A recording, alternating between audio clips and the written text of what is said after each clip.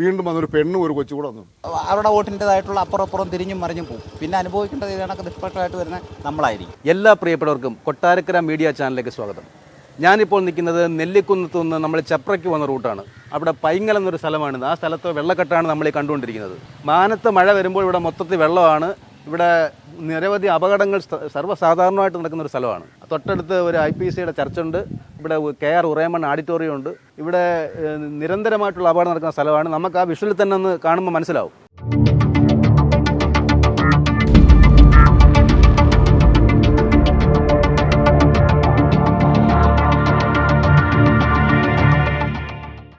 ചേട്ടൻ സ്ഥിരമായിട്ട് ഈ വഴി വരുന്നതാണ്?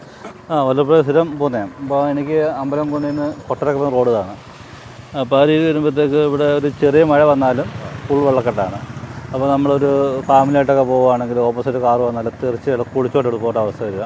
പിന്നെ അതുപോലെ വണ്ടി സ്ലിപ്പാവുന്നുണ്ട്. അങ്ങനെയുള്ള പ്രശ്നങ്ങൾ ഈ റോഡുണ്ട്.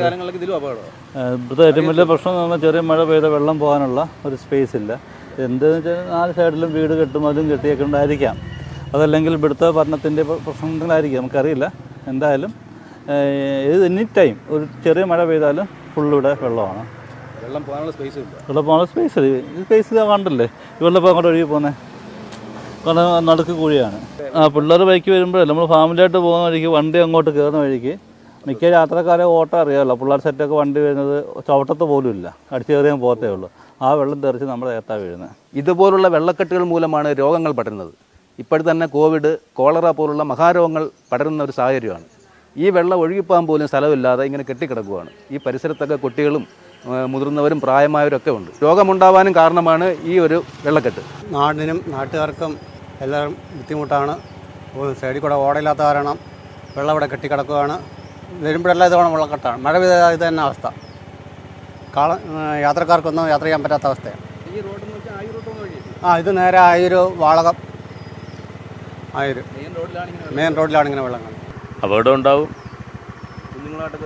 അതെ, പെട്ടെന്ന് നല്ല സ്പീഡിലൊക്കെ വരികയാണെന്നുണ്ടെങ്കിൽ അപകടം ഉണ്ടാവും ഉറപ്പായിട്ടും.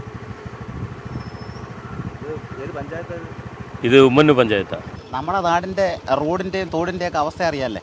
അപ്പോൾ നമ്മൾ അപ്പുറം ഇപ്പുറം താമസിക്കുന്ന പൊതുജനങ്ങൾ ഈ വെള്ളം എങ്ങോട്ടെങ്കിലും വിടണം, അല്ലെങ്കിൽ ഞാനൊരു സ്ഥലം കൊടുക്കണം, അല്ലെങ്കിൽ ആ അപ്പുറത്തൂടെ സ്ഥലമുണ്ട് അതിലെ കൂടെ കൊടുക്കണം എന്നൊരു ആത്മാർത്ഥമായ ചിന്തയോ അല്ലെങ്കിൽ അങ്ങനെ ഒരു വിചാരം ഉണ്ടെങ്കിൽ ഈ വെള്ളക്കെട്ട് ഒഴിവാക്കാം. എല്ലാം കെട്ടി മറിച്ചിട്ടേക്കും. ഇത് അപ്പുറം ഇപ്പുറം മതിലിട്ട് ഞാനും കൊടുക്കത്തില്ല, അപ്പുറത്തെ ഒരു ഞാനും കൊടുക്കത്തില്ല. പിന്നെ അവരനുഭവിക്കട്ടെ. റോഡ് പണിയുന്നവർക്ക് അവർക്ക് ആ സാക്ഷൻ എന്ന് പറഞ്ഞാൽ റോഡ് പണിയാനുള്ള സാക്ഷനേ ഉള്ളൂ. ഒരു എവിടെയൊക്കെ ഒരു സൈഡ് കൂട്ടി ഹോളോ അല്ലെങ്കിൽ മറ്റോ കൊടുത്ത് കൊണ്ടുപോകാനുള്ള സൗകര്യം ഇല്ലാഞ്ഞിട്ടല്ല. പക്ഷേ അപ്പുറം ഇപ്പുറം ഇങ്ങനെ കെട്ടി വെച്ചിട്ട് ആൾക്കാരിങ്ങനെ ഇരിക്കുമ്പോൾ നമുക്കെന്തെങ്കിലും പറയാം. നമ്മൾ പിന്നെ സഹിച്ചങ്ങ് പോകും. നമ്മൾ മനുഷ്യനുണ്ടാക്കിയ നിയമം മനുഷ്യനായിട്ട് തന്നെ, അല്ലെങ്കിൽ അധികാരികൾ ന്യായങ്ങളായിട്ട് 3 മീറ്റർ കെട്ടണം എന്നും പറഞ്ഞ് നമ്മുടെ പഞ്ചായത്തോ അല്ലെങ്കിൽ ഒരു സ്ഥാപനങ്ങളോ അത് ചെയ്യത്തതുമില്ല. കാരണം അവരുടെ വോട്ടിൻ്റെതായിട്ടുള്ള അപ്പുറം തിരിഞ്ഞും മറിഞ്ഞും പോകും. പിന്നെ അനുഭവിക്കേണ്ടത് ഇതിനൊക്കെ നിഷ്പക്ഷമായിട്ട് വരുന്ന നമ്മളായിരിക്കും. നമ്മൾ ഒന്ന് കുണ്ടിലും കുഴിയിലും ചാടുമ്പോഴായിരിക്കും ലവൻ ചത്തുപോയി, എടുത്ത് കുഴിച്ചിട്ട് 2 ദിവസത്തെ പ്രതിഷേധം തീർന്നു. അവിടെ കുറേ മണലും കൊണ്ടിടും, മഞ്ഞം കൊണ്ടും. ഇത് എത്ര കൊല്ലം കൊണ്ട് ഞാൻ അടക്കുമെന്നറിയാം. ഇതാണ്ട് ആ സൈഡിൽ കൂടെ റോഡ് കൊടുത്ത് അങ്ങ് അപ്പുറത്തോട്ടോ. അയ്യത്ത് വെള്ളം ഇറങ്ങുന്നതിന് കുഴപ്പമില്ലല്ലേ.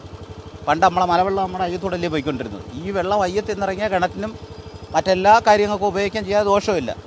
പക്ഷേ ഇതിങ്ങനെ ഇട്ടിരുന്ന നാട്ടുകാർക്കല്ലേ ഉള്ള അതിൻ്റെ ദുരിതം. രോഗം കൂടുന്ന തന്നല്ല ഒരു മനുഷ്യൻ അത്യാവശ്യമായിട്ടൊരു വണ്ടി വന്നു കഴിഞ്ഞാൽ അവരുമായിരിക്കും വെള്ളം നിരപ്പായിട്ട് നിൽക്കുന്ന റോഡിൽ അപ്പുറം ഇപ്പുറം അവ ഉച്ചുകുത്തി കയറുകയും ചെയ്യും. അപ്പോൾ മനുഷ്യൻ സ്വാഭാവികമായിട്ട് മനുഷ്യൻ വിചാരിക്കണം ഇതിന് ഞാനൊരു ഇച്ചിരി സ്ഥലം കൊടുക്കാം, അല്ലെങ്കിൽ അവരുടെ നിയമം അനുസരിച്ച് അവർ അങ്ങോട്ട് ഇട്ടേ. ഇതിപ്പോൾ ഓട എടുക്കാനും ഒക്കത്തില്ല, അപ്പുറം ഇപ്പുറം ഓട കെട്ടാനും ഒക്കത്തില്ല. ഓട കെട്ടിക്കഴിഞ്ഞാൽ അവരവിടെ കൊണ്ട് മുട്ടിക്കും. അപ്പോൾ ഓരോ കമ്പോളക്കാരനുണ്ടെങ്കിൽ അവരെ പുരയിടത്തിലൂടെ വെള്ളം ഒഴിഞ്ഞ് വിട്ടാൽ അങ്ങ് താഴോട്ടോ മേലോട്ടോ പോകും. ഇതാദ്യം ചെയ്തു സഹിക്കുക. ഈ വിട്ടത്തും അപ്പുറത്ത് വിട്ടത്തുമാണ്. ഈ സൈഡ് ശാസ്ത്രീയപരമായ അല്ലാത്ത രീതിയിൽ സൈഡ് കോൺക്രീറ്റ് ചെയ്ത് ഈ കോൺക്രീറ്റ് രീതിയിലാണ് വെള്ളം താണു പോയാൽ. ഇപ്പോഴെന്ന് പറയുന്നത് ഇപ്പോൾ ഈ വെള്ളം പറ്റുന്നതെന്ന് പറയുന്നത് ഇന്നലെയൊക്കെ ഇതിൽ കൂടെ ആ ഒരു നടുക്കൊരു കുഴി വന്ന് ഒരു കോൺക്രീറ്റ് പൊട്ടി കുഴി വന്നു. ഈ കുഴി വന്നുകൊണ്ട് ആ വെള്ളം പറ്റി. ഇന്നലെ 2 സ്കൂട്ടറുകാർ വീണു. ഇന്നലെ രാവിലെ അതിൻ്റെ സൗണ്ട് കേട്ടോ 5:30 മണിയായപ്പോഴത്തേന് സൗണ്ട് കേട്ടോ എഴുന്നേക്കുന്നത്.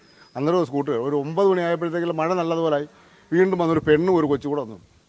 ദിവസം 2 പേര് വിടാത്ത കാര്യമില്ല, ഒരു നിത്യ സംഭവം. കണ്ടോ എത്രയോ ഒരു 10-15 വണ്ടിയുടെ നമ്പർ ഇവിടെ കിടപ്പുണ്ട്. കാറിൻ്റെ മോണറ്റുകളും നമ്പറുകളും എല്ലാം ഈ വെള്ളം വന്ന് വെള്ളം ഉണ്ടായിട്ടില്ല.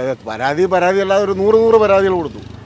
കളക്ടർക്ക് കൊടുത്തു, മന്ത്രിക്ക് കൊടുത്തു. മന്ത്രിയുടെ നേരിട്ട് അന്വേഷണം വന്നു, എല്ലാം ചെയ്തു. പക്ഷെ ഇല്ല അതിൽ കൂടെ വെള്ളം വിടാനുള്ള സ്ഥലമുണ്ട്. ആ റോഡിൻ്റെ അവിടെ ഇവിടെ ഉയർത്തിക്കൊണ്ട് അങ്ങോട്ട് ഇട്ടാൽ വെള്ളം അങ്ങ് പോകും. അത് ചെയ്തില്ല. ഇല്ല പിന്നെ ഈ സൈഡിലേക്ക് വെച്ചാൽ വലിയ ബുദ്ധിമുട്ടാണ്. പോകാതെ വലിയ വരും. ആ സൈഡ് പോകാന്ന് വല്ല അവിടെ അങ്ങോട്ട് കോൺക്രീറ്റ് റോഡാണ്, പഞ്ചായത്ത് കോൺക്രീറ്റ് റോഡാണ്, താഴോട്ട് അങ്ങ് പോകും. അത് ചെയ്തില്ല. അത് എഞ്ചിനീയർമാർ ചെയ്തപ്പോൾ അത് നോക്കി ചെയ്തില്ല. അതാണ് ബുദ്ധിമുട്ട്. കൊതുവിൻ്റെ ശല്യം ഇപ്പോൾ ഈ കോവിഡ് സമയത്ത് ഇനിയിപ്പോൾ കോവിഡും കൂടെ അത് മാത്രമാണ് ഈ കൊതുക് രാത്രി ഉറങ്ങേണ്ട മാക്രി. ഇതിപ്പോൾ ഇച്ചിരി കുറവുണ്ടെന്നുള്ളതേ ഉള്ളൂ. നേരത്തെ വള്ളത്തിൽ പോകണമായിരുന്നു ഇതിലേന്ന്. വഴി എന്തോ ഓട ഉണ്ടാക്കി വെള്ളം വിടുക എന്നുള്ളതേ ഉള്ളൂ. വേറെ മാർഗ്ഗമൊന്നുമില്ല.